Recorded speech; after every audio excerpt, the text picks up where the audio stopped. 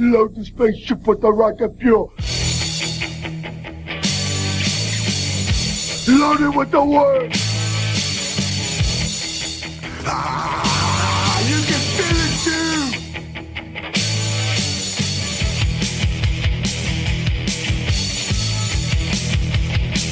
Oh, Scum, that's got to be one of my favorite theme songs of all time. Hey there, all you savages. Well, this week I'm going to say, hey there, all you warriors out there. Welcome to Wrestling's Glory Days Weekly with Steve The Scum. My name is Steve, and alongside me, literally this week, I'm glad to have him here, The Scum. Obviously, with the news of the Ultimate Warrior, he and I got to work immediately on trying to put together a really, really tasteful tribute show. Scum, we did a really good job, I think, and we got a lot of good names in the world of professional wrestling, given their words on the Ultimate Warrior. Absolutely, Steve. And again, it's always, I say it every week, a pleasure to be alongside you, my longtime tag team partner. And like you said, in the literal sense, it's kind of fitting that for the ultimate tribute to the Ultimate Warrior that you and I would be sitting here in the same room like we were so many times, whether it was at live events or just watching some old classic WWF or any stop for the Warrior, you know, over the years that we've sat down. Hey, what do you want to watch? Throw on that Warrior Hogan match or Warrior Rude or, you know, whatever event it was. A couple of guys that have always been big supporters of the Warrior, just like you, just like as Steve had mentioned, the great support, the cast that you'll hear with us across the course of our show today. Some previous guests and some guests that have never been on the show before, but share the common thread that Steve and I do, and that, you know, they remember the Warrior fondly and they wanted to pay their respects to the man. Watching him this past week, the emotional moment, the comeback to WWE and the Hall of Fame speech, the next day at WrestleMania, and then obviously everyone I think was pretty excited to see him come out there, throw the mask on, and cut that promo on Monday Night Raw, only to find out the next day, shockingly, that he had passed away. Yeah, it was kind of surreal. It's usually social media overload on a weekend like that with WrestleMania. You had the Undertaker streak ending. You had so many things going on, along with a couple other huge names going into the Hall of Fame with Jake Roberts, Scott Hall, you know, of course, Lita. It was a great weekend overall. And then, man, to hear that news on Tuesday morning, it was just incredible. And I didn't believe it. I'm like, what? And then I got a text message from you, Scum. It was about 6:45 in the morning. Did you hear about the Warrior? And I'm like, yeah. I didn't quite believe it, but, you know, it was just kind of a surreal situation. The coroner's report at this point hasn't even been released yet, so there's no even need to speculate on any of that. And, you know, it's obviously a tough time on the Warriors family, and you're going to hear a lot of support from a lot of our guests tonight. So it was really great to hear some of this stuff, Scum. And the first guy that we are going to talk to, you wouldn't quite, you know, relate to the Ultimate Warrior, but they spent some time together. And away from WWF even.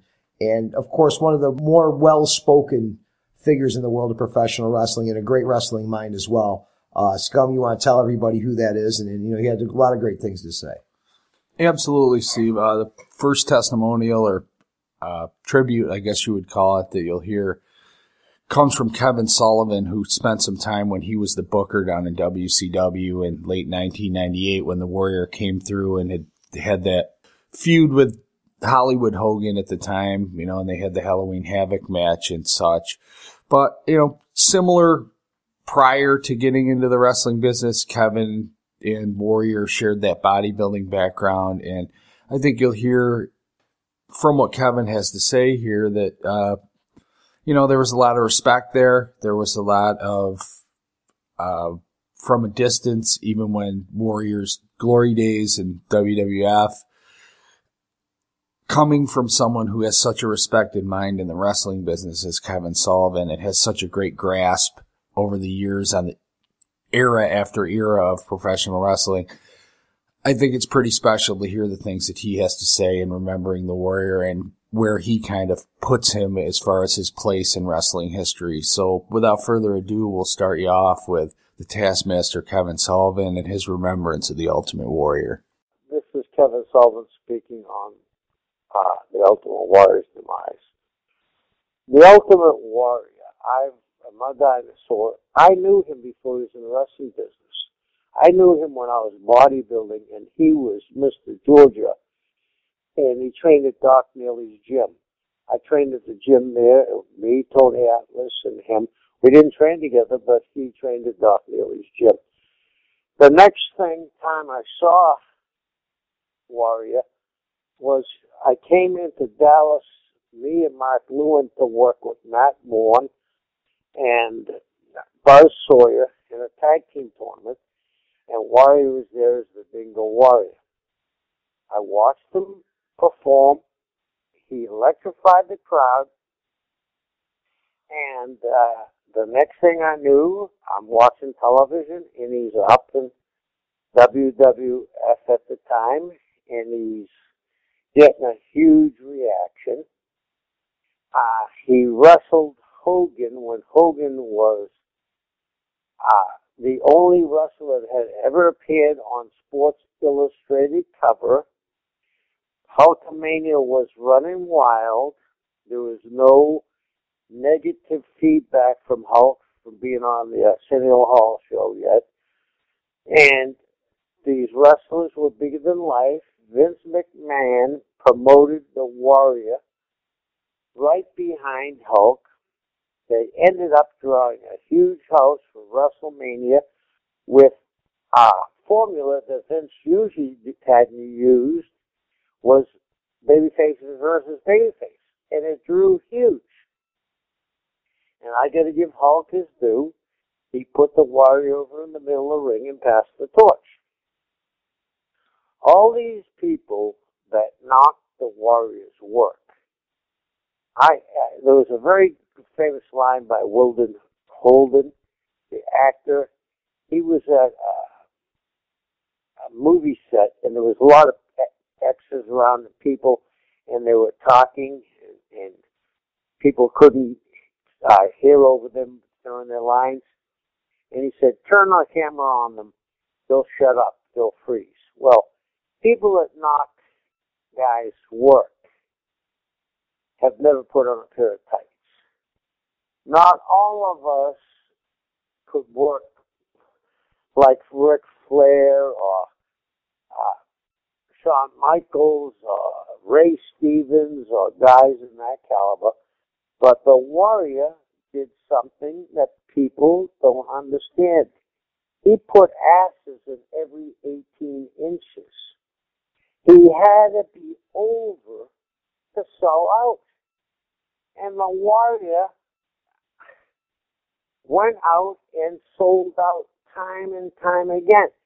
Granted, he had great undercards under him, but he was a great performer and an icon in this business.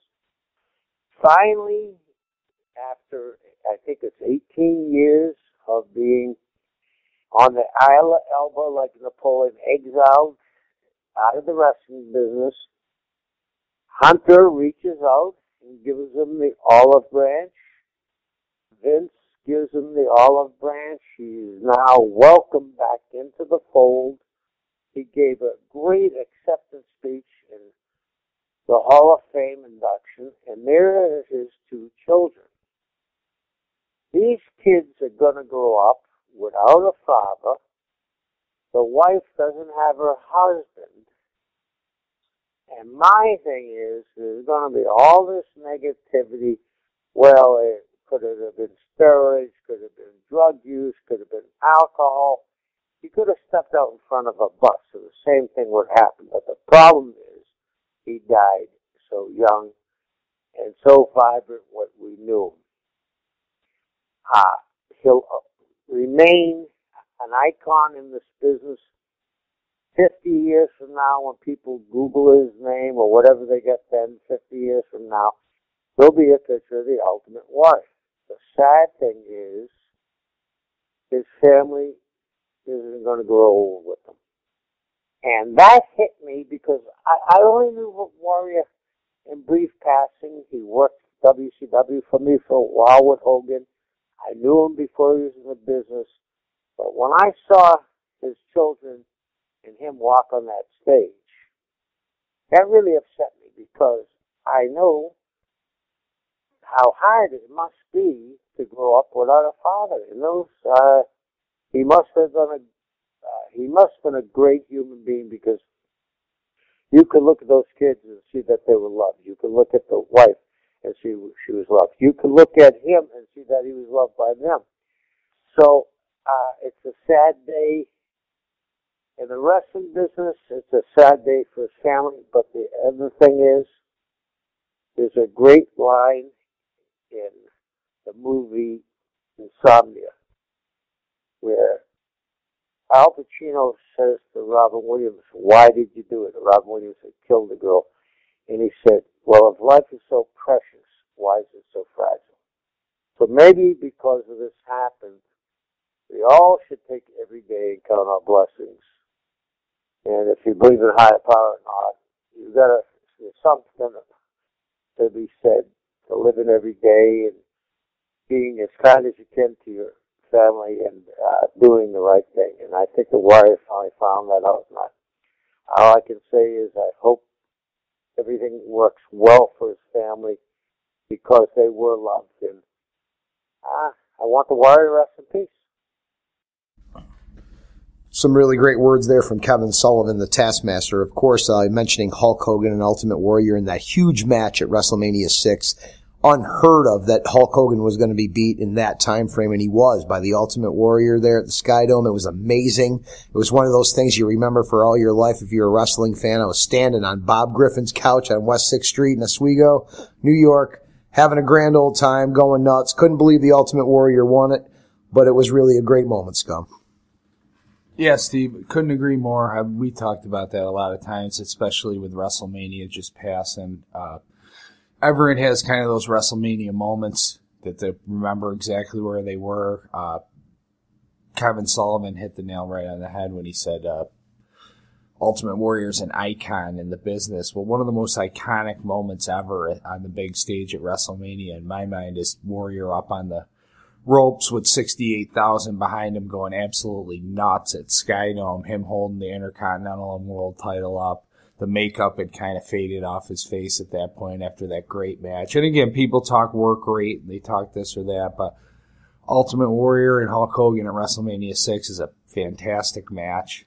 Undeniable. One of the great WrestleMania title matches of all time. Both guys gave it their all and left it all in the ring, and it's certainly a great memory of the Warrior that we have. Obviously, Kevin from talking about it and what a big moment it was then. I mean, Hogan hadn't lost cleanly in a good 5-6 years at that point. Hulkamania's running wild at that stage, 1990. Speaks again for the Warrior's place in wrestling history with the way the crowd reacted. I mean, half, if not more than half, were rooting for Warrior. You had the rare good guy versus good guy main event. So, undeniable. I think we both can agree with Kevin Sullivan when he says 50 years from now, when they look up the Ultimate Warrior on Google or wherever they use then, whatever they're using then, you'll see an icon of the wrestling business, Steve. And speaking of which, staying on the same theme there with Hogan, it kind of ironic that he was sitting right in the front row when Warrior returns and gives his speech at the Hall of Fame this past weekend. And certainly brings back the memories. Hulk was obviously the host at WrestleMania 30. And, in that speech, Warrior briefly touched on that match. And he also, everyone was pretty happy to see him back up there. One of the lighthearted moments he had in that speech is where he threw a few plugs in there for DDP Yoga, which is going to bring us to our next person that's remembering the Warrior here with us today, Diamond Dallas Page, Steve. Yeah, he has always come through for us. He's a really good guy. He's helped us out a lot in the past, and we can't thank him enough. And he called in and gave us a few good words about the Ultimate Warrior. But before he did, he was upset about something, and I can't say I blame him. It's been all over the place again. The internet's been on fire, literally on fire, with all the wrestling news that's been going on this week. But, the Nancy Grace thing got out of hand. People were pissed all over the wrestling community, and for rightful reasons. She mentioned Owen Hart in a graphic that was scrolling while she was talking Owen Hart, of course, dying of some sort of steroid use, and we all know what happened there with the horrific events at the Kemper Arena. We're not going to go into that. It's already a bad week. But needless to say, that started a shitstorm of activity against Nancy Grace. But I'll tell you guys this. She does this every night of the week, to everybody, to whomever. You know, whenever you turn on that show, she's cornering somebody with some sort of, vicious words and backing people into, making comments that are in some sort of way journalism. But that's what you get with her show. So, I mean, accept it for what it is. Pro wrestling was the flavor of the night. Unfortunately, it always comes up when something tragic like this happens. It's the only time pro wrestling hits the mainstream media, it seems, nowadays. Nobody talks about the great amount of revenue WrestleMania pulled in for New Orleans. So many other things, and a lot of the other guys, I've read comments all over the internet from, really good figureheads in pro wrestling like Jim Ross. Of course, paraphrasing him there, he's the one that mentioned the, all that revenue that came into WrestleMania 30 and all the good things that they do, goodwill ambassador, things of that nature. Ultimate Warrior mentioned it in his speech. He called out John Cena, over 400 Make-A-Wishes. I thought that was pretty cool too, acknowledging people for doing good deeds. But, getting back to the Nancy Grace thing, she had DDP on their show that night and basically cornered him into talking about steroid abuse and deaths in pro wrestling as opposed to what he thought was going to be some sort of a memoriam to the Ultimate Warrior, to talking about him and his life. And that obviously didn't happen, and he was thoroughly upset about it, and for rightful reason. But like I said, that's why she does it to everybody every night of the week. Moving on to the other guy that was doing the same thing, Colin Cowherd. He's a guy that I actually really, really like, Scum. I was disappointed to hear what he had to say about pro wrestlers being athletes that couldn't make it in professional sports. And we all know that's not true. I could think of so many guys just off the top of my head that played pro football. And, for one reason or another, their career ended, albeit by age or injury or whatever the case may be. But you got guys like Ron Simmons, college football Hall of Famer, first guy that comes to mind. Leon White, Big Van Vader, played pro football. Let's talk about Wahoo McDaniel, Blackjack Mulligan, Manny Fernandez, Tito Santana. So many guys played professional football. Lex Luger, Brian Pillman. The list goes on and on. He needs to do his homework there. I completely disagreed with that statement, Scum. But that's all I really have to say. We're not going to talk about that on this show. We're going to do a nice tribute to the Ultimate Warrior. And we're going to get to DDP real quick. I almost got up and walked away. But if I would have done that, oh my God, I had to breathe through that one. I'm just glad that I got, I'm like, Nancy, friggin', Jim hasn't wrestled in 18 years. What are you talking about? Whatever. One of my, I've got a few moments with Warrior. The first one was when he first came into WCW, and his first day in the arena, at some point he had someone come and grab me and Goldberg and brought us to meet him, and he wanted to meet us, which eventually I was going to work my way over, because if you think about it, WrestleMania 6, I was the driver for, Honky Tonk and Jimmy Hart and Greg Valentine, and that was the Mania that Warrior faced off against Hogan in the Sky Dome in Toronto. So I, of course, never got to meet him then. And now he's coming into WCW, and he's actually asked to meet me and Goldberg. So, we go over to his locker room, and he gave us a big hug, and, he was like, guys, I just want you both to know I've been watching, and I'm loving your energy, and you two guys are the reason why I want to get back in the ring. So, for me, I don't know about Bill, but for me, it was like, that's a pretty big deal. Wow, we got to, one of the top guys ever in our business and made him want to get back in the ring. So that was pretty cool. And if you really followed all the way through, when I was the driver, Diamond Dallas Pete's chauffeur, I hadn't even made it to WCW as a manager yet. I was in the AWA. Actually, it was the car that got the gig. I'm there while he's going for the world title against Hogan, and then the match that he ends up going against Hogan for again in Halloween Havoc I'm going for the world title against Goldberg. It was pretty crazy, you know, how everything switched around like that. And then I saw Jim again at WrestleCon last year. And, you know, I just wanted to go over, because I hadn't seen him in so many years. I wanted to go over and get, you know, say hello, handshake, big hug. And he just started talking about doing God's work with Jake and Scott. And he went on, he talked about it for a while.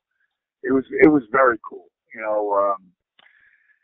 And then his induction speech, my God, when he slid in DDP yoga into his talk, and I was sitting with Kimberly, my ex-wife, and my girlfriend. Did he just say DDP yoga?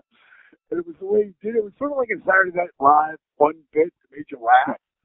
But he said it like 3 or 4 times, and you know, Jim ain't doing that unless he's just busting your chops. So he might do it once, but he ain't going to do that, you know, over and over again if it's not a half-ass compliment, you know. And it just made me feel so good. I was looking for him, and I was bummed out that I couldn't find him. And I got his number. I was actually going to call him yesterday and thank him, you know, for doing that. And I never got the opportunity to do that, you know. That memory will stay with me for a while. You know, another thing is, if you're tying this up and you got to pass, I would just felt, you know, as hard as it is on the family and those poor little girls, you know, at least her dad, you know, was, you know, they fixed whatever the hurt, the pain was with the WWE, and you know, at least he'll go out the way he should have gone out, you know, because that last DVD when he said it was wrong, he's right. I couldn't even watch, you know, as far as a worker, you know, I was never really, you know, blown away by his work in the ring, but his presence, and it's all involved. It's not just how you wrestle, it's how you captivate the people. I mean, when you can have that kind of reaction that he had 18 years later, you know, God, I think it's longer than that, really. But, you know, for him to have that kind of an impact, you know, on people, you know, WWE did the right thing, you know, by coming through. I know, you know, Triple H is the one who made a lot of that happen. So, you know, Triple H is also the guy who went to bat big time and got Jake and Scott, you know, in the Hall of Fame, where they rightfully belong. But they had to prove, you know, themselves as well. So, yeah, I'm just glad that, you know, if the Warrior was going to be taken to the next level or wherever that is, that his time here and things were, I won't say fixed, but justified. And, you know, I can't imagine the sales of his DVD. Can't even imagine it. You know, it was going to go through the roof anyway. But he'll be remembered, you know, fondly as he should be.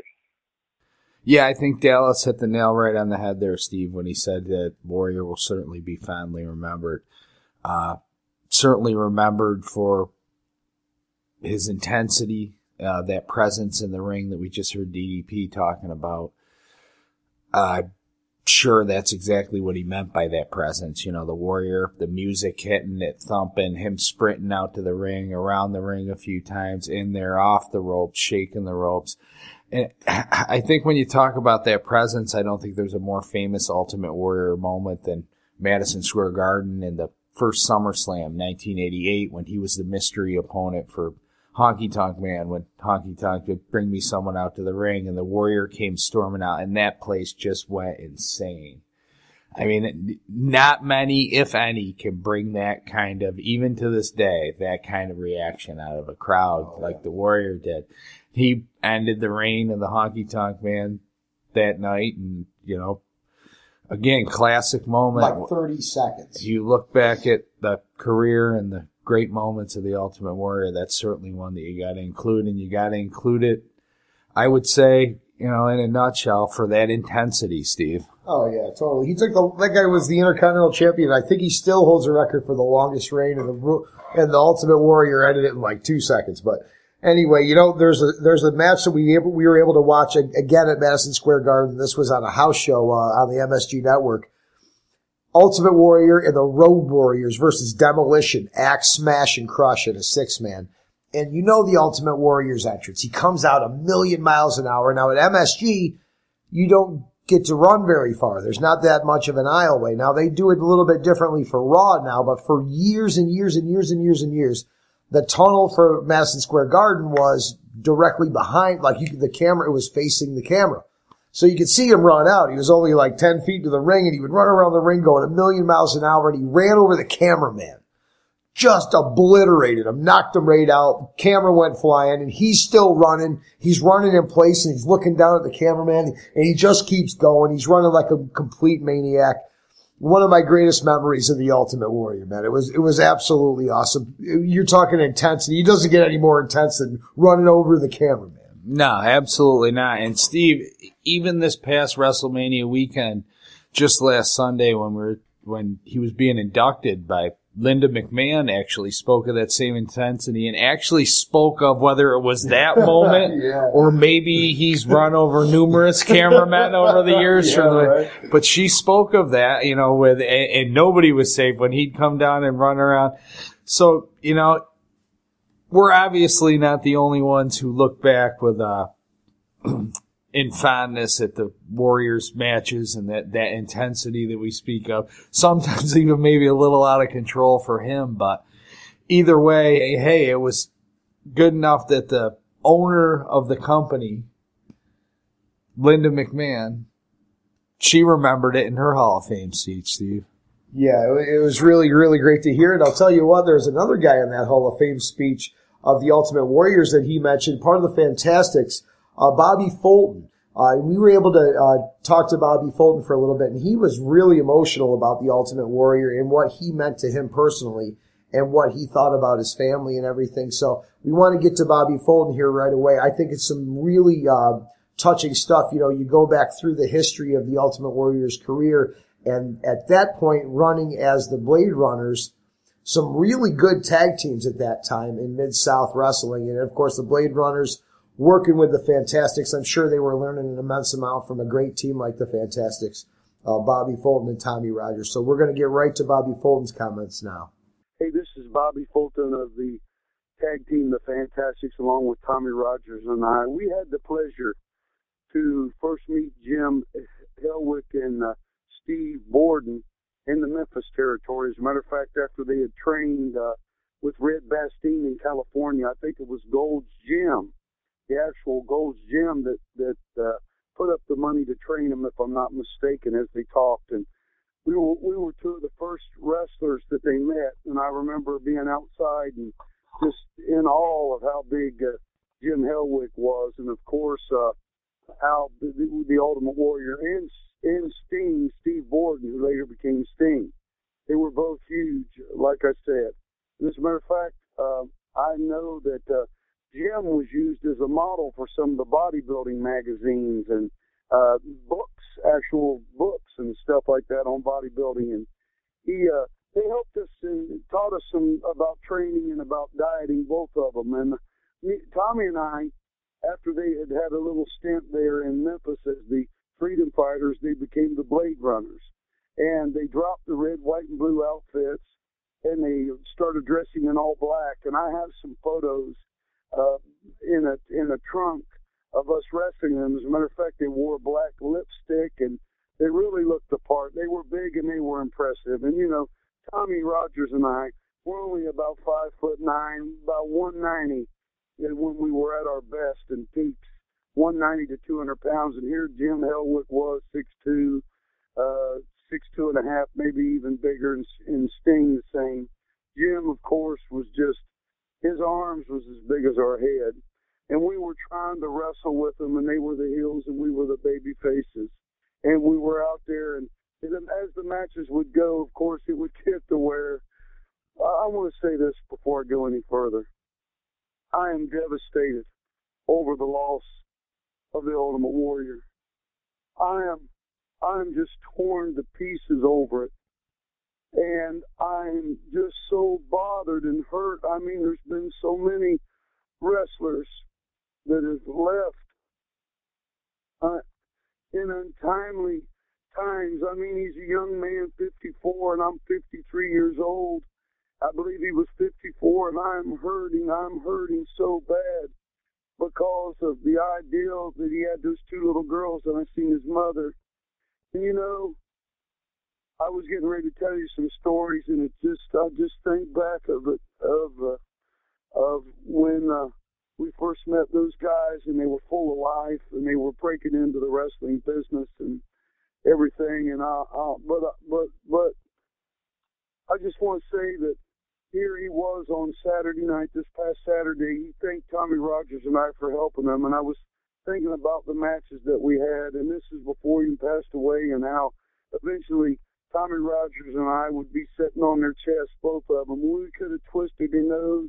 They were blown sky high, great big men, but they were blown up in the ring, and they were fighting for air, and we would be pinching their nose, twisting their ears, playing with them, and we could have done anything we wanted with them in the ring at that time. And I hate to keep going back, but I can't help it. The world has lost a great athlete and a great man. I don't care what anybody else says. As a matter of fact, he thought enough of Tommy Rogers and I to mention us in his Hall of Fame speech and thanking us. And I'll never forget that later on we went to the UWF and we wrestled with Sting and Eddie Gilbert because Jim had went on to work for Fritz Von Erich. And we happened to be over there, and Jim became the Dingo Warrior. And our paths crossed again, and I'll never forget, we were at a show, and there was a bicycle, an exercise bicycle. And Jim was saying, hey, I've been in touch with Vince McMahon, and it looks like I may be going. And Tommy and I said, Jim, don't you think you need to learn a little bit more, before you go up there and everything? But nevertheless, he went. He got over. Vince pushed him big, and he got over it, and his career speaks for itself, what he done. Wrestling is full of people that are jealous and envious because perhaps they don't put into it what other people put into it. And I'm not saying anything, but I'm saying personally, Tommy Rogers and I, we liked Sting, and we liked Jim Hellwick, the Ultimate Warrior, when we first met him there in Memphis. Some really emotional stuff there for Bobby Fulton, man. I'll tell you what, it really hits home for some of these guys. They spent a lot of time on the road together. And, of course, Bobby Fulton and Tommy Rogers are working with Warrior and Sting in the very childbirth, so to speak, in their careers, very early on, very influential. And clearly that held through for the Ultimate Warrior, mentioning those guys in his Hall of Fame speech. So I thought that was really interesting. And it was great to hear from somebody that did spend some time with them back when they were super young. His career in the World Wrestling Federation, WWE, of course, is a lot more, out on record. Everybody can see the matches and they know the history, but, the early stages of his careers isn't very well known. And Bobby Fulton was certainly a guy that was there and on hand and certainly touched base with, it certainly touched home for him, this whole thing. Yeah, it sure did, Steve. And it must, when a lot of the performers, like he said, there's too many of them that leave us at an early age, much like Warrior, who, obviously thought very highly of the Fantastics, that he would bring them up in his Hall of Fame speech. And Bobby was obviously very appreciative of that. Like he said, him and Tommy really liked Sting and the Warrior when they were young kids coming up, and they worked with him, and they were big guys, and they were respectful. It's nice to hear those takes from someone who was there actually at that time. But getting back to a couple other things that Bobby seemed really emotional about, when you talk all those guys that maybe left us a little bit early, maybe a Mr. Perfect, Kurt Hennig, or Ultimate Warrior's opponent at WrestleMania 7, the Macho Man, Randy Savage, left us not too far back. I mean, it's been a few years now, but way too early. And that another one of those great Warrior WrestleMania moments was that retirement match between him and the Macho Man out in Los Angeles. Again, another fantastic moment on the biggest stage that WWF offers. That was great. The ending of that match was awesome. Yeah, I mean, and when you talk about that, another thing that Bobby kind of said hit home was due to the fact that those two beautiful girls that the Warrior brought out with him, his daughters, out on stage and, walked him out, and he said that was the most awesome part of his life was being their dad. Well, the next person who is going to pay tribute to us here on WGD Weekly to the Ultimate Warrior is Ricky Morton of the Rock and Roll Express, and I think he shares some sentiments, if I'm not mistaken, aimed at the family and aimed toward Warrior's little girls. So next up we have Ricky Morton. Hi guys, this is Ricky Morton of the Rock and Roll Express. My condolences go out to the Ultimate Warrior and his family. I know at a time like this right here, it's nothing nobody can say to make it better. But, in life, I always treated people the way they treated me. Knowing him in Mid-South area when he wrestled as a Dingo Warrior, him and Sting, I always treated people the way they treat me. He was always nice to me, and I was always nice back to him. Whenever I ran into him, later on, especially when in the airports and everything, I always had something nice to say. And I just like to say to him, our business has lost another one of the real boys. And he'd be well missed in the wrestling world. Well missed by all of us. Well, there's another performer who had some time spent with Warrior back when he was teaming with Sting in the old UWF days. Ricky Morton, very nice tribute to the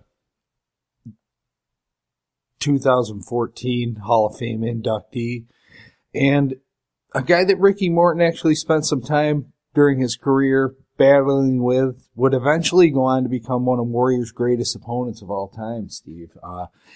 That feud that he had, the run, whether it was over the Intercontinental title, swapping it back and forth between WrestleMania 5 and SummerSlam 1989, and then again the following SummerSlam when they got in a cage when the Warrior was the world champion. That's, of course, ravishing Rick Rude.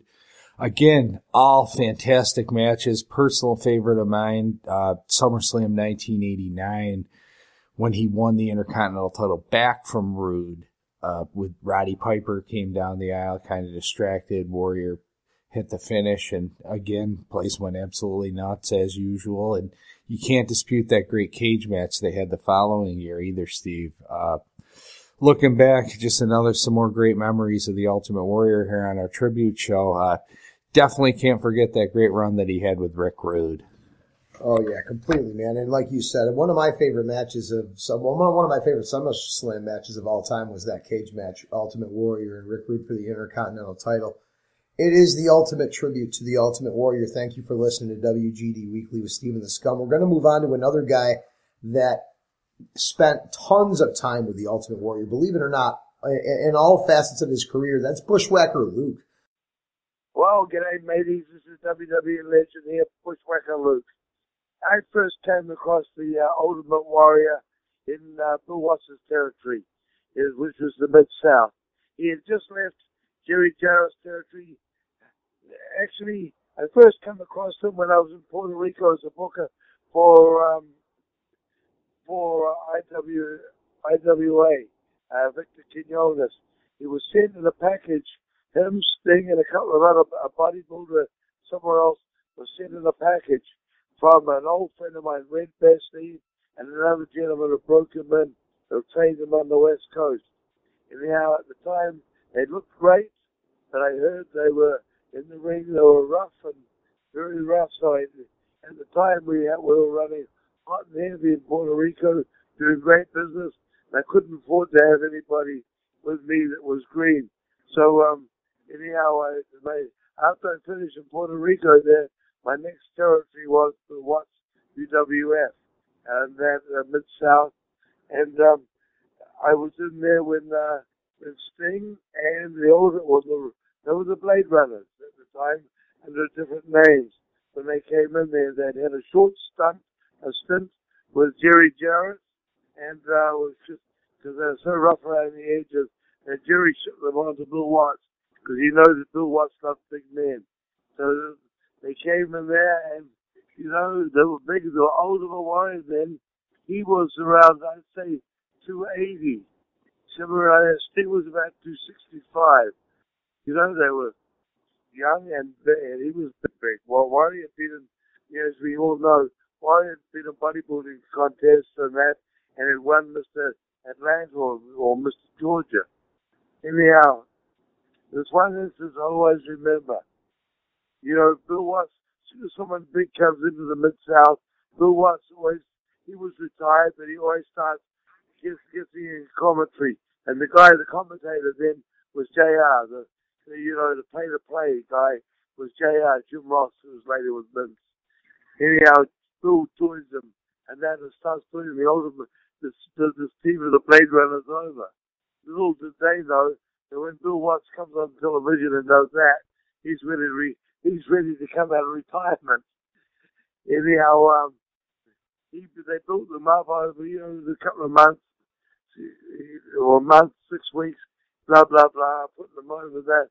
And then another gentleman who he put himself with Eddie Gilbert, and they faced the Blade Runners. And the first night, I think it was maybe Tulsa or Oklahoma City, one of his hometowns. He comes back after the match, comes back to the ring and that, and the Blade Runner comes back to the dressing room after the match, and the Blade Runners come back in the dressing room, and he says to them, he gives them a good dressing down, and he says, you know, when I make a comeback, he says, I stand in the middle of the ring, you feed me. Then he put you feed me, as if you come in and I knock you down. And he said, see, this is the fist. This is the hand that writes your checks. I hope you get that. So I always laugh about that situation. You know, he's telling them, you know, that you have to feed the hand that writes your checks. And that always, anyhow, a situation there. I guess the Warrior didn't like that. Jim didn't like that too much. Then Bill came out and started giving them a big lecture. So he started to move on. And of course he was taking Sting with him. But Bill, they saw that the athleticism in Sting, that they got him to stay, and Jim moved on to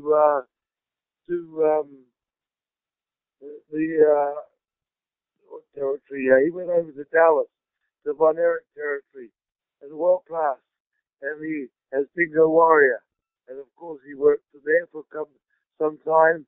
While I worked in the UWF or Mid-South, and then after the Mid-South, it was bought out by NWA, so we still had Sting with us, and then all of a sudden I got the call I went to New York, and lo and behold, they had the Warrior in New York. He was on the bottom then. Well, not the bottom. They were grooming him. Vince saw the opportunity to make some money out of this gentleman, and of course the Warrior was, you know, Jim was wide awake to the business. He was a bodybuilder. That came first to him, you know, and everybody knew that the Vince loved guys with the bodies.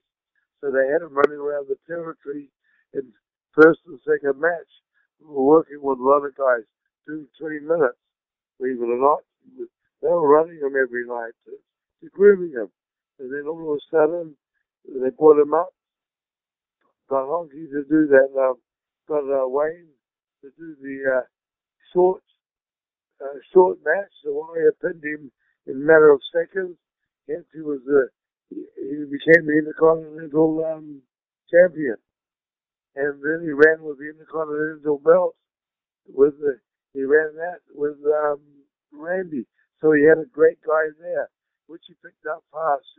He ran with Randy, God bless his soul, for maybe a year with the Continental belt. Randy back and forth during the program. And,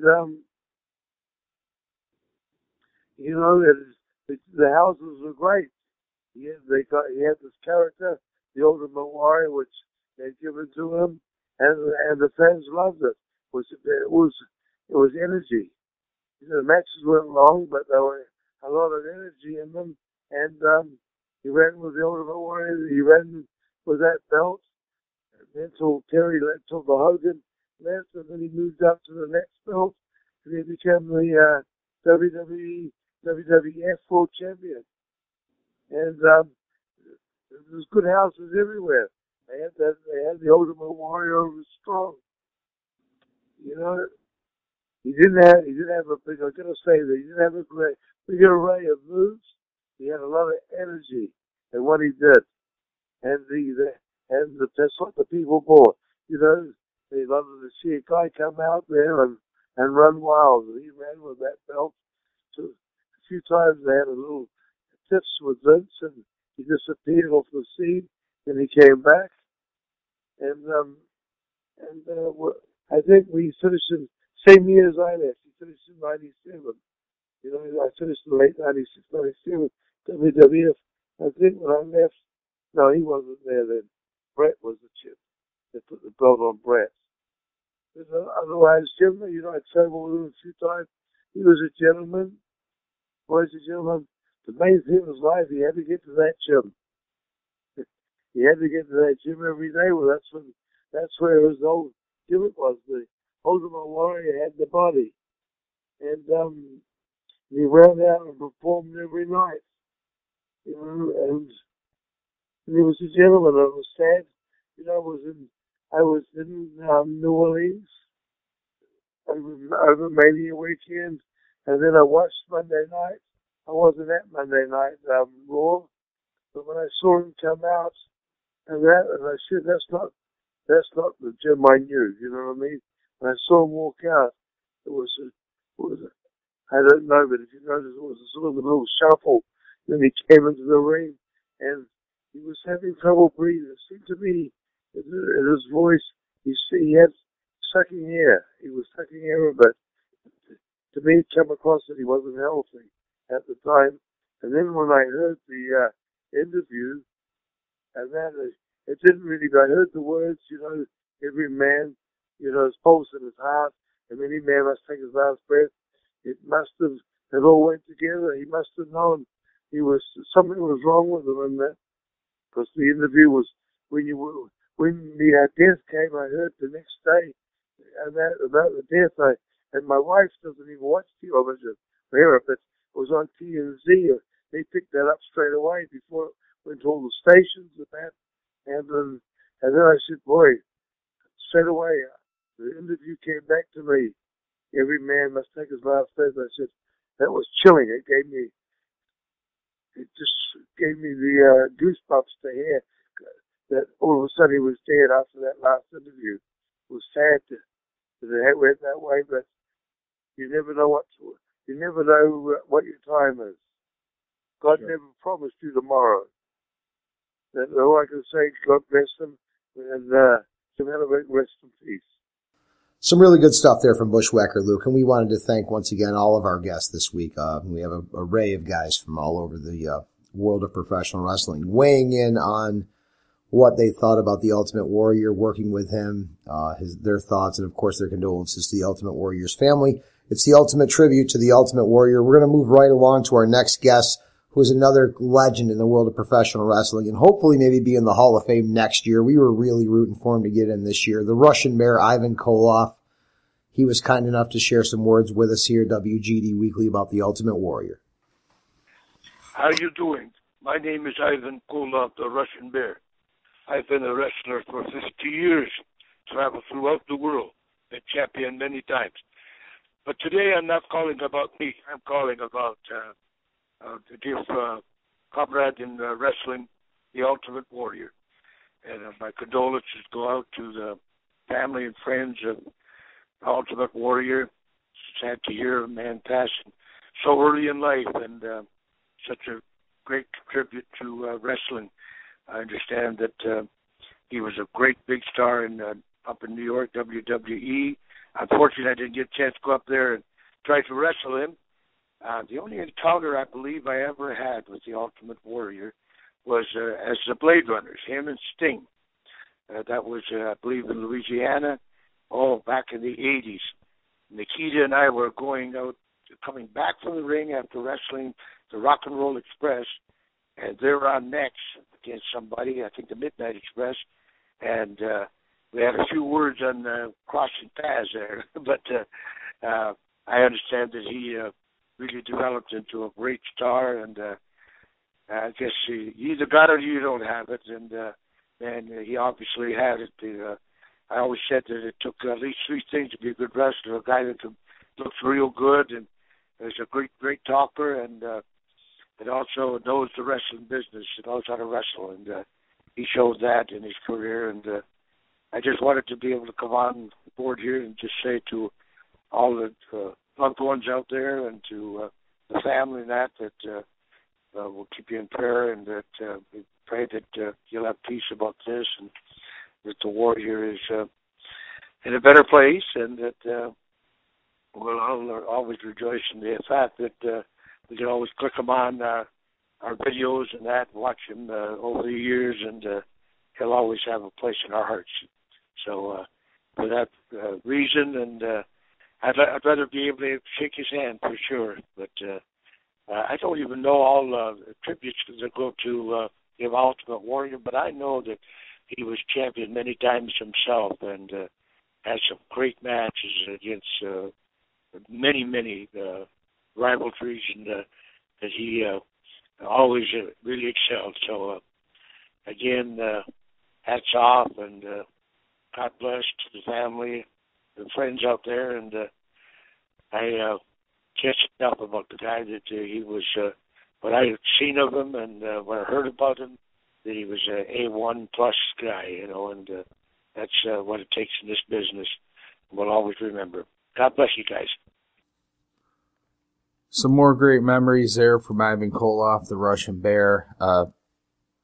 When you think the Ultimate Warrior and you think of Ivan Koloff, one link that I would put together is that chain that Koloff used to have. When I think of the Warrior, I think of his first big WrestleMania program there with Hercules. I think that whole thing started with a chain, actually. Anyway, moving along to our next guest to pay tribute. He's another WWE Hall of Famer, and that's the Boogie Woogie Man, Jimmy Valiant, who wanted to share his memories and offer up his condolences to the family of the Ultimate Warrior. This is professional wrestler people, Boogie Woogie Man, Jimmy Valiant, man, and it just broke my heart this week, to see the Warrior pass. I was there when he was really just getting going. Him and Sting, they came in Memphis and got their first little push, and they came out of California there, Red Bass Sting, and man, the both of them, of course, what talent, I mean, right off the bat, and my goodness, and great bodies, and good, both of them had great attitude, and man, I told them, I says, guys, you guys can't miss, man, y'all gonna be big stars. I told that to other people, like of course Hulk Hogan when he first came through Memphis. I was there, and I told him the same thing. And Warrior had the same charisma, the same look, that I knew he couldn't miss, man. And God bless Warrior, man. Hey, your family, and man, hey, someday we'll all see you upstairs, man, in that big ring in the sky. God bless. Boogie Woogie talks about charisma, and he certainly had a ton of charisma, and so did the Ultimate Warrior. And the Ultimate Warrior, like we talked about earlier, was certainly full of intensity, and there's no more intense of a human being on earth other than the Ultimate Warrior than our next guest, Scum. Nope, that's for sure. You might want to talk the Ultimate Warrior, but and that intensity and just the overall firepower that they bring to the squared circle, and certainly Ken Shamrock always brought that same intensity. He had a lot of respect for the Warrior, even though they didn't work together much. He certainly had a kind of a humorous story that he brought about, I guess, if you look at it that way. And had some very kind words to say about the Warrior. So next up is the world's most dangerous man, Ken Shamrock. I didn't know the Ultimate Warrior, and I wasn't around him a whole lot, but I did watch him, and I was impressed with his physique and his character. I did run into him a few times, and the first time I ever met him was when I was in Mooresville, North Carolina, working for Gene Anderson and Nelson Royal. And the WWE came into town, and they picked me up for 3 shows. And the first 2 shows I worked with Barry Horowitz. Great hand. I worked well with him. We had some good matches. And then my third one was with Mega Man. And the guy had a great physique, a lot like the Warrior, could do backflips, just a real athletic guy. And I remember getting in the ring with this guy, and I had 2 great matches with Barry Horowitz, and I thought I was on my way. And I had one with this guy, Mega Man, and it was an absolute farce. I mean, it was horrible. And I remember going back to the locker room, and Ultimate Warrior was coming out. He did his match. And I remember he ran into the ring. He hit the ropes. He shook him. He hit the ropes. Ended up beating this guy. He ran back to the locker room. And it was a pretty good sprint from the locker room where we were at into the ring and then back out again. And he was like, for 5 minutes, the guy was just, nonstop up and going. And I remember when he went right back to the locker room, I believe it was Arn Anderson, who was standing there, and I was depressed because of the match I had, and I thought, man, I just screwed it up, and I remember Arn saying, don't worry about it, that guy can't work. And I looked up at him, and I was, like, pretty shocked. Well, right as I looked up at him, the Warrior came in, right, and he was huffing and puffing, and he sat down, right, and I'm thinking to myself, because I've experienced things like this before, was like when you're that tired, you don't sit down, right? Well, he come in, he was huffing and puffing, he sat down, and he literally, this is the first time I ever met this guy, right? He literally sits down, and 5-10 seconds later, he falls on the floor. I mean, passed out. I looked up at Anderson, because I didn't know Arn. I know of him. I looked up at him, and I was freaking out. And Arn just laughed and said, "Don't worry about it, man." He just blew up, running back and forth to the ring. I thought for sure, man, there was something wrong, but he popped up a few seconds after that and looked around, and I was like, that was my first experience of meeting the Ultimate Warrior. After that, I remember shaking his hand and talking to him. He was a really nice guy. Didn't really talk a whole lot. But when he did, he only had kind things to say to me. So it was pretty shocking the first time I met him. Like I said, I was taken back. But once I got to talk to him, wow, what a tremendous person, and tremendous work ethic for him to achieve what he's achieved, and in the style that he did it in. He was always in shape, always looked good, and wow, what a loss. A lot of people always talk about when someone passes away, it's we always think about them. But, the one thing that I think we all need to understand is that they've moved on. And, we're the ones here left on Earth to sort through the pain and the hurt. And so I think that, our prayers and our thoughts need to go out to the family and friends to help them through these times, because, when we move on, we move on, and we move on to something better. So, God bless to the people that are still around and still trying to cycle through some of their loss and stuff. So, but God bless them and Godspeed. Wow, what a great story from Ken Shamrock, and it says an awful lot when you hear those words of respect coming from a guy like Ken Shamrock. I mean, he don't pull any punches. Obviously, there was a lot of respect there for him aimed toward the Warrior, and some very nice sentiments to the family, just like most of our visitors have offered up here today on the ultimate tribute to the Ultimate Warrior. The next guest here is a first-timer to our show, but really went out of her way to want to be a part and to give her remembrances of the Warrior, actually spent some time with him while she was working for Jim Crockett Promotions, and he was in WWF in his early days. due to her husband doing some traveling with him. And we were lucky enough that she also put us in contact with that gentleman as well. So next up, the Perfect 10 Baby Doll pays tribute to the Ultimate Warrior. Hi, this is Baby Doll, your Perfect 10. And we were all very saddened when we heard the news Tuesday about Ultimate Warrior's untimely death. It's just one of those things. As long as I've been in the business, which is just about longer than anybody else, because I've been in this literally my whole life, and it's sad when you can actually count hundreds of people that I've worked with directly that are no longer with us. And Warrior's death is one of those that has hit me probably the hardest in quite a while.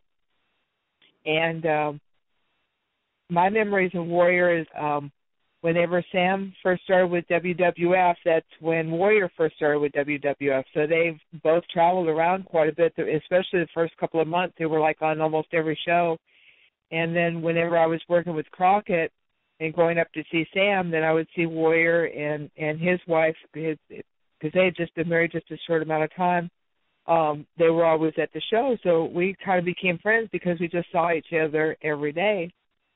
And was a really, really nice guy. You know, just I hear all these stories about, you know, all the good boys hating him, but that was like after I had already gotten out. So I don't have any hatred for him.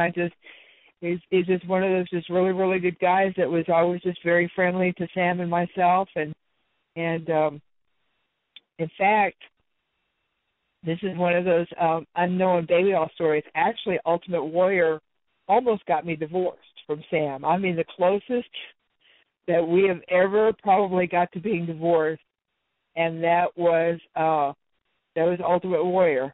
Nearly, that might be a story for the books. But hey, how about I do an interview with you guys sometime, and I'll tell you my Ultimate Warrior story. But actually, Warrior, we're going to miss you. You're one of those guys that you haven't really been around for the past 20 years, but your presence has always been there. That's one of the things about being a legend, is even though you're not seen every day, you're not seen every month, you can go years without being seen. Everybody loves you and everybody knows who Warrior was. And Warrior, it was a pleasure knowing you, and it was a pleasure working with you. You know, Scum, I'm kind of bummed out that the first time we're able to get Baby Doll on our show, it's under these circumstances. But it certainly is great to hear from her, and it was great to hear those kind words that she had. And she was super nice. She got us in touch with Sam Houston. And, man, you know, sometimes you don't think about, when you think these guys, you think the programs that they have on TV with, like Ultimate Warrior and Rick Rude, you don't think about the guys they travel up and down the road with. Ultimate Warrior and Sam Houston. Probably not the combo you're thinking of in your mind, but it actually makes a lot of sense. Obviously, coming up through the ranks, WWF at the same exact time, coming from the same area, they did a lot of driving together, so obviously a decent pairing there. They seem to have gotten along. But we have an interview from Sam Houston, fresh. Nobody's probably heard from him in quite some time, so some interesting stuff coming up from Sam Houston. Hey, y'all, this is Sam Houston. I just wanted to give y'all a shout and everything. You know, Ultimate Warrior Jim Hellwig and I were good friends. His first year or so in the WWF, we traveled together. We were on the same tours all the time. And we spent a lot of time in the car, and we spent a lot of time on the road traveling and stuff. And, you know, I've got fond memories of Jim. I'm going to miss him greatly. Sunday night we were standing there, and they come and brought a camera crew while we were talking, because we were living old stuff. And one of the things he brought up was whenever he was going to get the big push from the office and everything, on the whole thing with Hogan and the title and the whole 9 yards, for about 3 weeks, I knew beforehand what was going on with him. So for 3 weeks on the road every day, I was telling him what's getting ready to happen. But instead of telling him it was getting ready to happen to him, he was actually believing that it was happening with me, that I was getting involved with Hogan, and that I was going to end up taking the strap. He believed that. We talked about that on that vignette the other night. Oh, it was great. But, and he told me the other night, he said, Sam, he goes, I really thought it was you that was going to happen too. It was like, no, Jim, it was you. And then another time we were talking about too, word got around in all the dressing room because WCW were big into the bunkhouse battle royals. Well, during the battle royals, man, I was a little guy. I was only about 225, 228 at the time.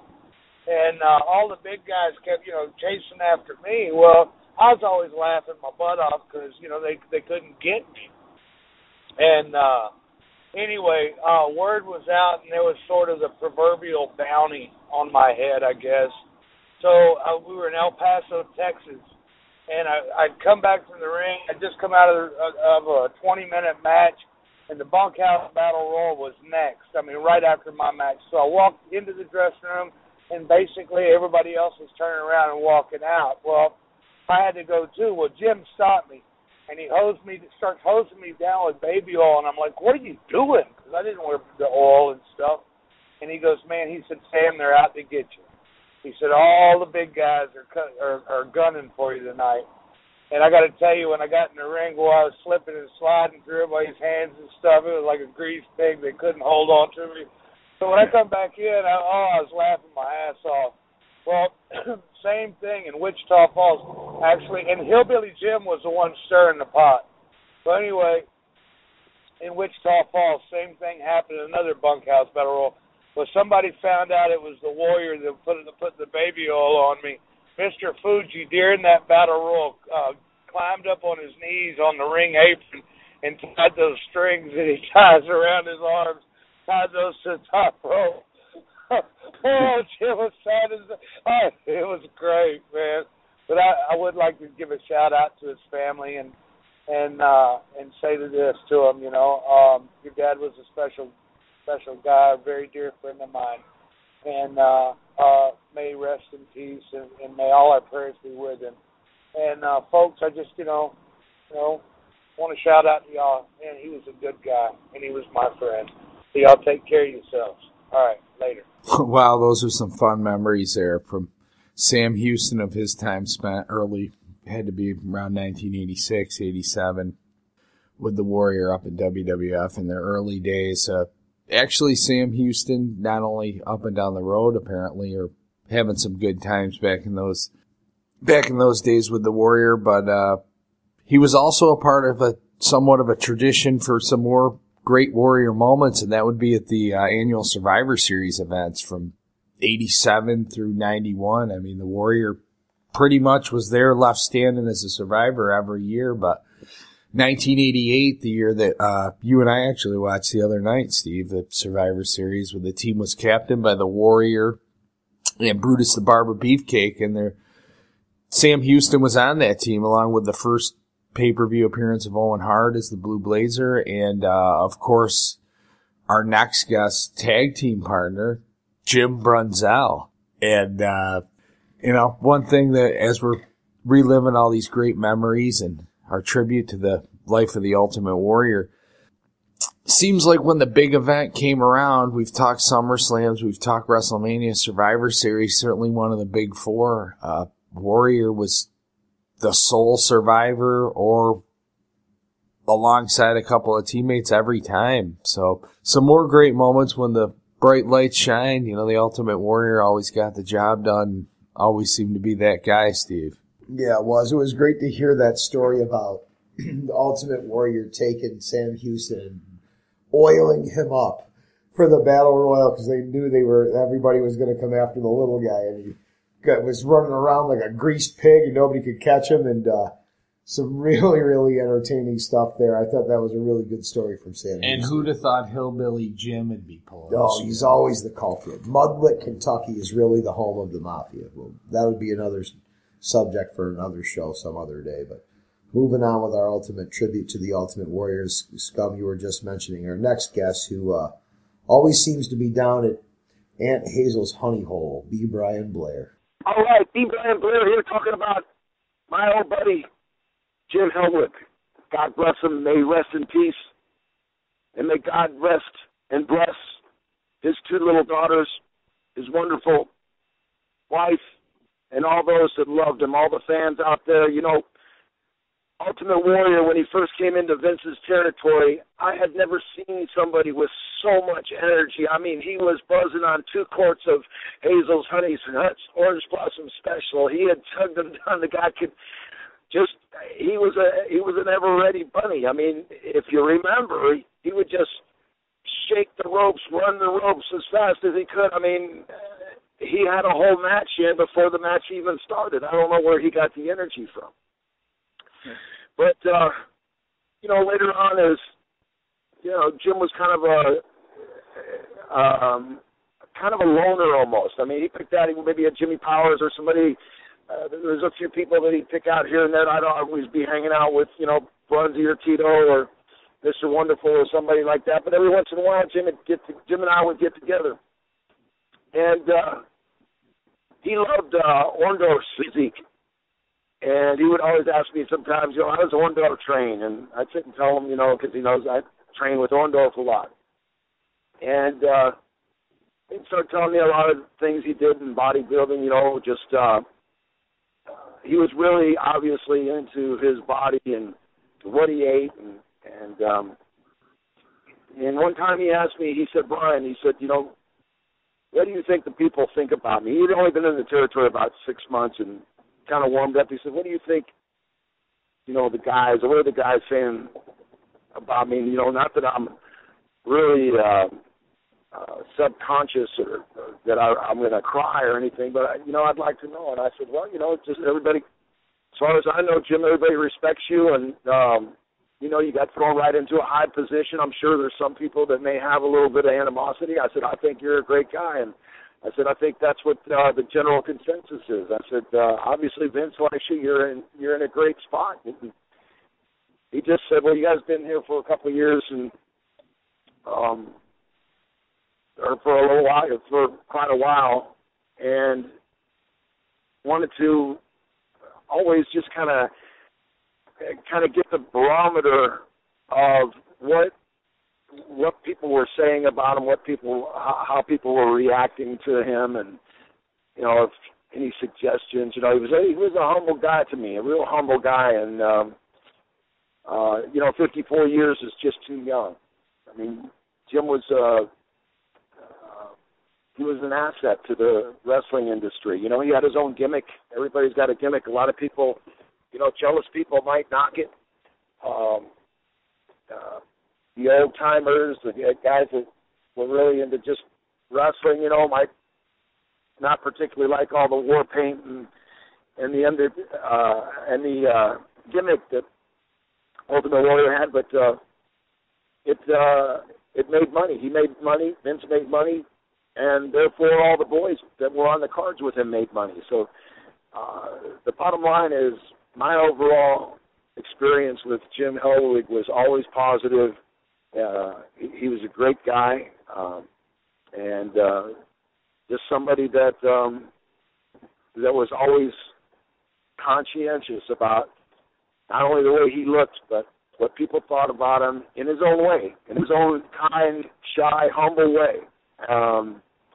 And I thought that was one little attribute about him that, I don't know how many people he said that to, but you don't get a lot of people that, that come up to you and really want to know how the boys feel about you, it was a little, I was humbled that he thought that much to ask me that. I thought that was very nice of him, and golly, it's just way too. He died way too soon. He died way too young. And I feel so bad, like I said, for his daughters, for his wife, for all of his friends, for his loved ones, for all the fans that adored him, and I just I pray his soul's in heaven. B. Brian Blair has to be one of the most enthusiastic people ever, and you could really tell in his voice when he was talking there of how upset he was about this whole thing. So, again, we've had so many of these guys come on our show this week and say what they wanted to say about the Ultimate Warrior. We want to make sure that we get them all in. We're going to make this a one-parter so that you guys can get it all in one shot here at YouTube and iTunes. Don't forget to subscribe to us, please, at WGD Weekly on Twitter. Our YouTube channel is where you can catch us, WGD Weekly. And, of course, you can subscribe on iTunes. So thanks very much for listening to our tribute show to the Ultimate Warrior. We got a couple more guests coming up, including a guy that really is one of wrestling's smart men and a great storyteller. And we recorded a show with him recently, and we're gonna play that for you here in a couple of weeks. But our next guest is a guy that really had a lot of kind things to say because he spent a lot of time working with the Ultimate Warrior. J.J. Dillon is our next guest, and here's his take on the Ultimate Warrior. This is J.J. Dillon, and I share the same sentiments as just about everybody in the wrestling world, whether you were a fan or someone who was active in the profession. I was just literally shocked to get the news of the passing of the Ultimate Warrior, especially at the age of 54. I had a chance when I worked in the front office with what was then the WWF to be around him quite a bit. And he was a complicated individual. He was someone who was very intense. But he drew a lot of money. And in this business, a lot of people who drew money are just like the Warrior was. Complex people, intense people. And there are outsiders who look and are critical often of people who aren't maybe the best technicians in the ring. And they seem to be critical of them as that's the most important thing. And I'm not in judgment of how great he was in the ring in the course of a match, but I can tell you that when the music hit and he came through that curtain like a freight train, huffing and puffing and running through the ring and shaking the ropes, he electrified a crowd. And it wasn't like it was a phenomena that just lasted one or two times. Like a lot of things in life that are successful, there's a test of time involved, and he consistently was really a superstar in our profession. And he was, at times, I'm sure, for management, difficult to deal with because he was a very intelligent guy. And Hulk Hogan, too, was a very intelligent guy who knew how to get the most out of his status in the business at that time, no matter where he happened to be. And the Warrior was much the same way, only his means of going about it maybe was a little bit different. And he I know, ruffled a lot of feathers along the way.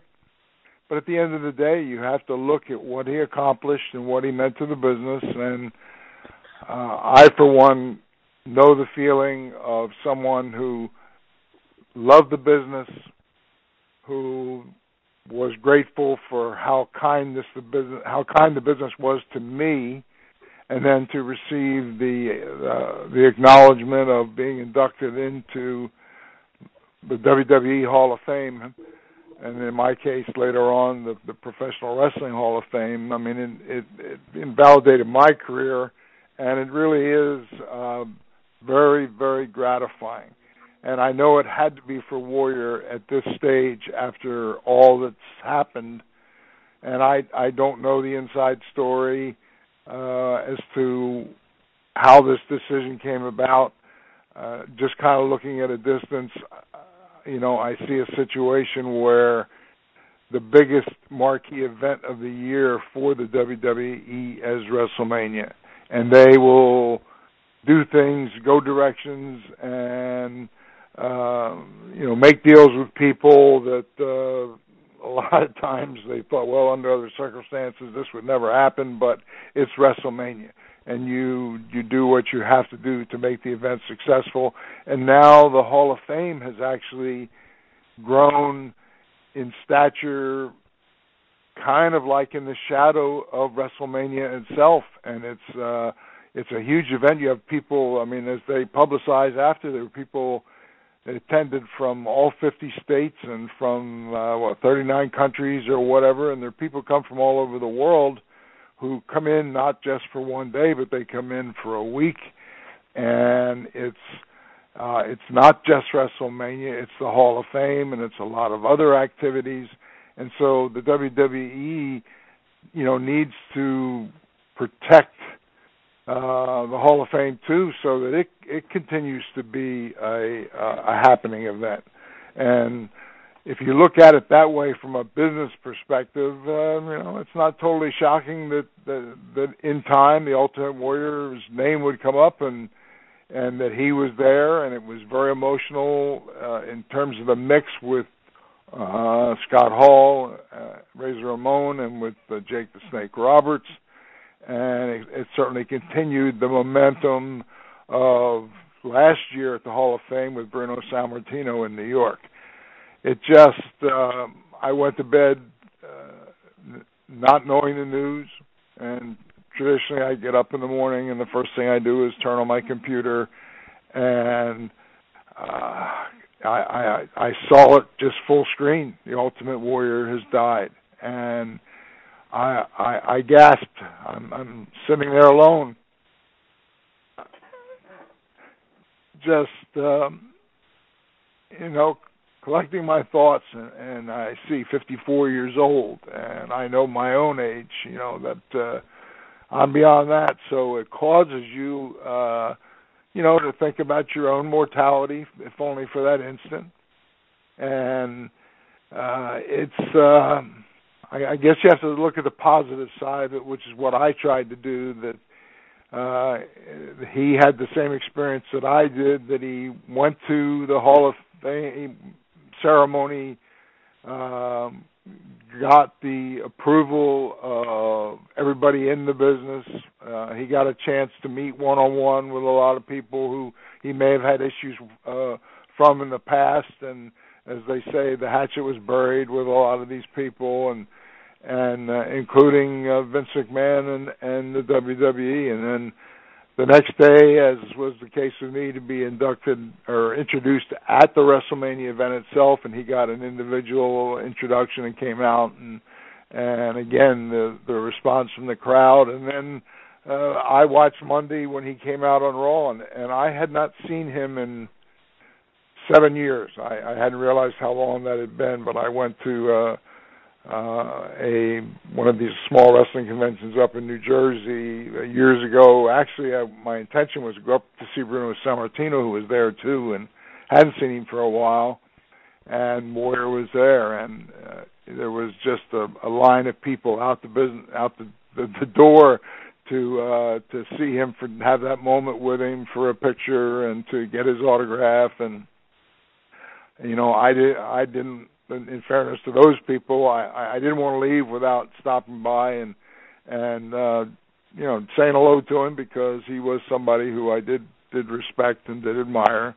And he saw me and was, as was always, was very gracious. He paused everything for a moment, had me come around the table, and gave me a big hug, and we had a limited few seconds together just to kind of say hello. It was good to see you, and I got a picture taken, which is posted on my website. And happy for that moment, and hard to believe that 7 years more have passed. And I saw him when he walked out on Raw, and he walked slower, facially and everything. Recognized him right away. Knew who he was. And it's good that he had a chance to get in front of a live audience and to kind of say what was in his heart. And much the way I feel, the final comment that he made was he pointed out in all directions of the audience and thanked the fans, because basically without them there would have been no Warrior. So it was good that he had a chance to get the recognition, be inducted in the Hall of Fame. He had a chance to put to rest a lot of feelings that maybe festered for a long time, that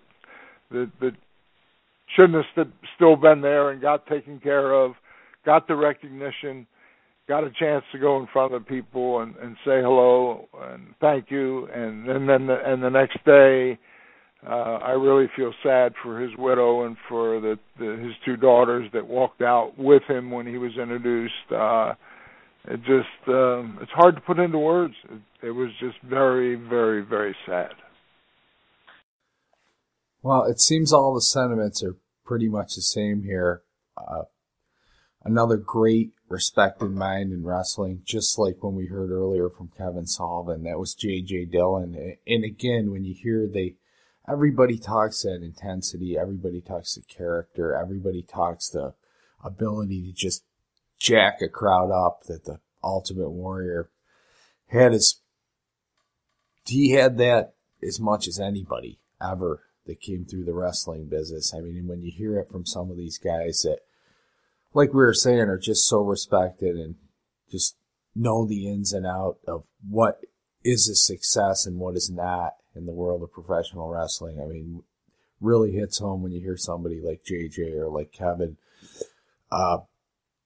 putting their great memories and their great thoughts about the Warrior out there. So next up, we're going to move along to a performer who also, like JJ, worked with the Warrior in the WCW days.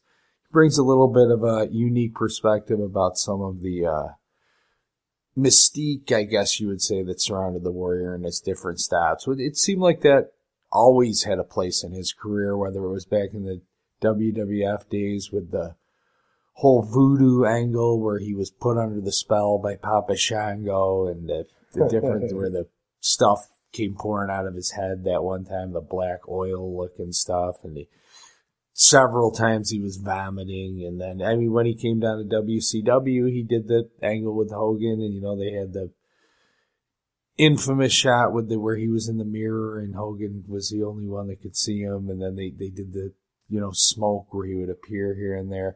But with a character like the Ultimate Warrior had, you know, you could bring those things in, get away with it. People would still be interested in it, you know, because he always had, just like his unique interview style, his promo style, you know, a lot of people say what you want about it. You remember those promos with the Ultimate Warrior looking down in his hands, just like you remember the clouds of smoke where he would appear, or the voodoo stuff. So anyway, with a cool little story here about that time that he worked with Warrior in WCW, and then some nice words for him and his family in remembrance. Next up, we have Marcus Buff Bagwell. Hey, man, Buff Bagwell here. How's it going? Just wanted to put my the bad news out, man. I know that everybody's kind of down about the Ultimate Warrior, man. I mean, however anybody wants to talk about it, man,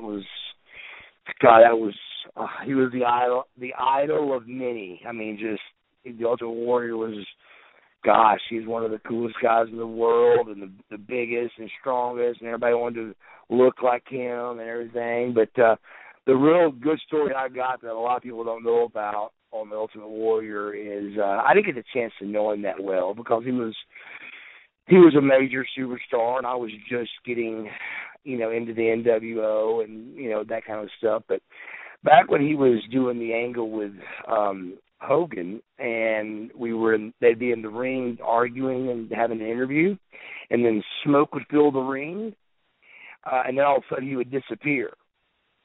WCW had a $500,000 trap door built into the ring. That the half of the ring actually lowered, and he slid underneath the ring, and then it raised back up, and that's how he disappeared. Do you remember those interviews he did that on? Yeah. Yeah, that's how he got out of there. And the problem, though, to the guys that wrestled was we were landing on that metal door. So they would show us where the door was, so we had to set up our moves to dodge that metal door. So you didn't land on metal when you got backdropped or slammed or whatever.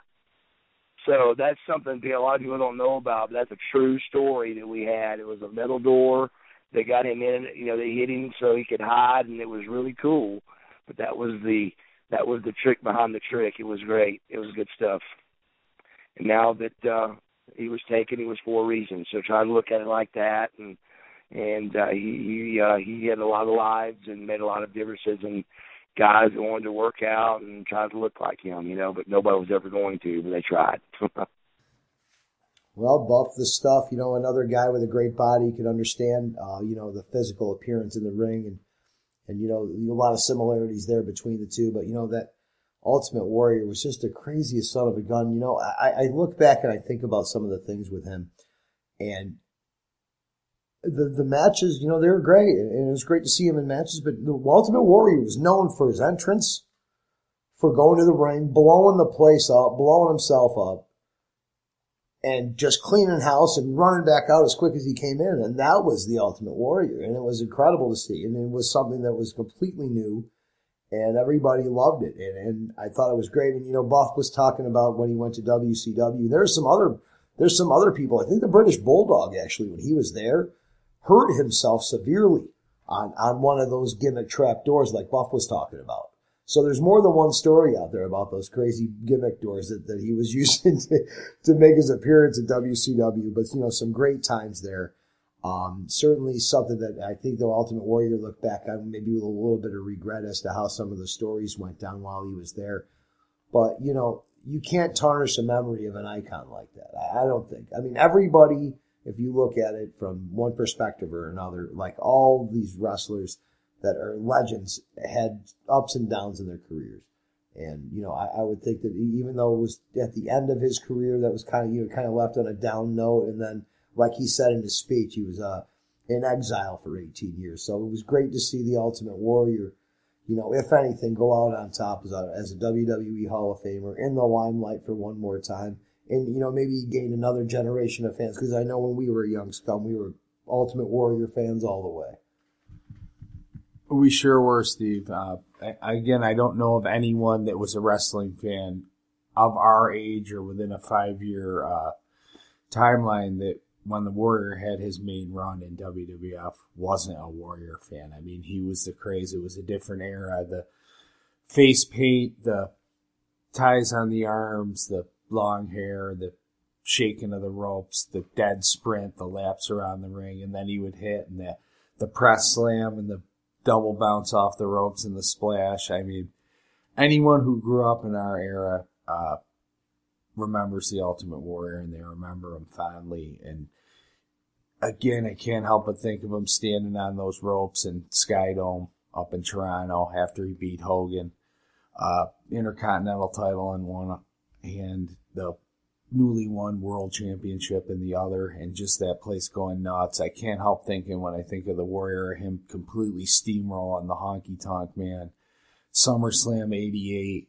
Just moments like that always stick out in my mind. It's some of my favorite and fondest memories when I was a kid and first really got into being a wrestling fan. So I know I speak for Steve and everybody at WGD Weekly when I say we will certainly miss the Ultimate Warrior. I'm very happy that he had his moment to get in the Hall of Fame. A great speech when everybody was, oh, what's the Warrior going to say? Once again, he delivered. He verbally sprinted to the ring and shook the ropes, let's say. And then that next night on Raw, you know, to see him put the mask on and give the snort and tell Warrior that Ultimate Warrior was going to take over for that last promo, and the words, you know, kind of eerie after everything that happened that came out in that promo. But, you know, he'll be greatly missed by all his fans. Steve? Yes, Scum. It's great to be able to hear, like we talked about all day, all the outpouring of support from all these guests that we've had on tonight. We wanted to thank you for listening. We do have one more guest. He's been to more matches than maybe any of us combined in the world, and he certainly has a great outlook on the Ultimate Warrior and some really, really good words. We wanted to save him for last because we haven't had him on our show yet, and he's a guy that I know myself and the Scum really, really enjoyed. He's part of the wrestling society, part of the wrestling culture for as long as we have been. Bill Apter, pro wrestling journalist Bill Apter, is going to leave us here with some kind words, and after that, you're going to hear the Ultimate Warrior's last promo ever from Monday Night Raw, courtesy of WWE. We wanted to thank you for that. We're going to roll on with Season 2. We're going to get back on board next week with D'Lo Brown. So all you guys tuned in for this week, thanks again for listening to our Ultimate Tribute Show to the Ultimate Warrior. D'Lo Brown next week, and we got some very special guests later on down the line in Season 2. Like we said, we're going to leave you with Bill Apter, followed by the Ultimate Warrior's final promo. This is Bill Apter, and probably one of the most catastrophic moments in the universe, what's happened to Ultimate Warrior on what was probably one of the greatest weekends of his life. But we want to remember the good times, and when people ask me, they say, what do you remember most about the Ultimate Warrior? It wasn't really anything he did in the ring.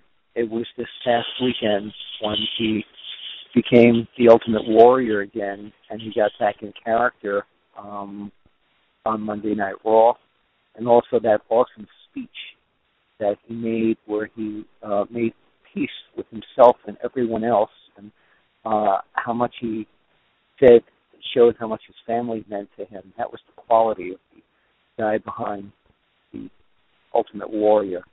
So, man, they must be having a hell of a battle royal welcoming him into heaven with Rick Rude and Kurt Hennig and all those guys. I'm wondering with Scott Epstein up there probably booking who's going to be his first opponent.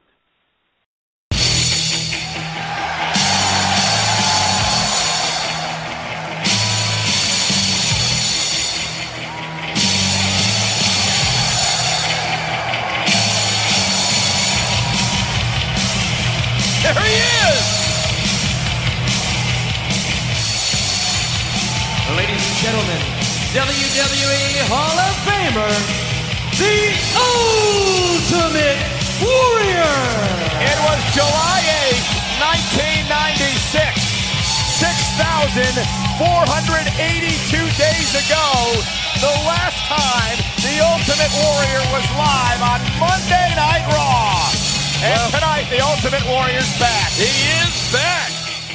The latest inductee into the WWE Hall of Fame, class of 2014. And we want to invite you to talk all about the Ultimate Warrior here tonight, ladies and gentlemen, on Twitter by using the hashtag Warrior. And as we noticed over the weekend, our WWE fans been very vocal about the return of the Warrior. Wow, wait a minute.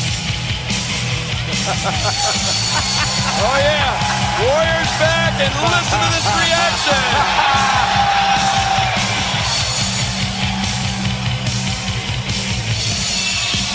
You want to talk about energy? Remember the night at Sky Dome when he won the WWE title from Hulk Hogan? WrestleMania 6.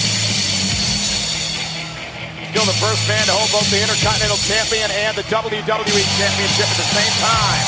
And again, there's your hashtag Warrior. Speak to me, Warrior!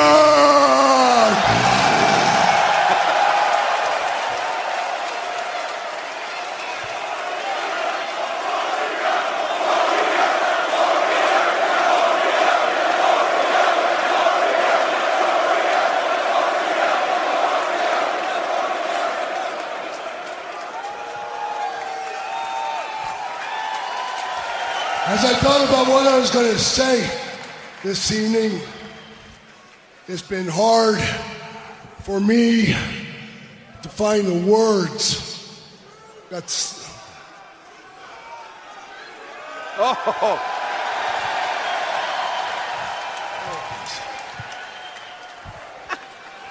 Oh, this is going to be great. There you go. There's the Warrior. Well then, you shut up, Warrior, and let me do the talking.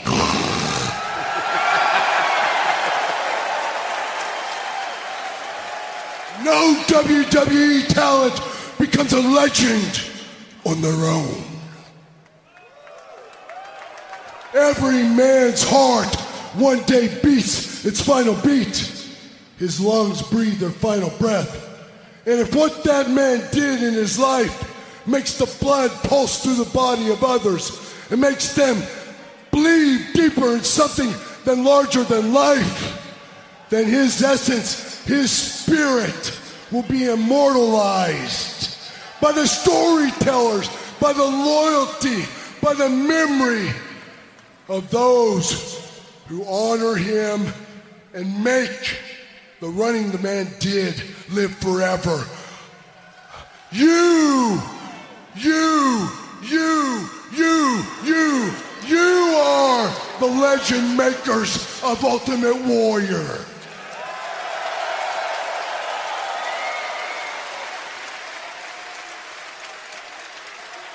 In the back, I see many potential legends, some of them with warrior spirits, and you will do the same for them.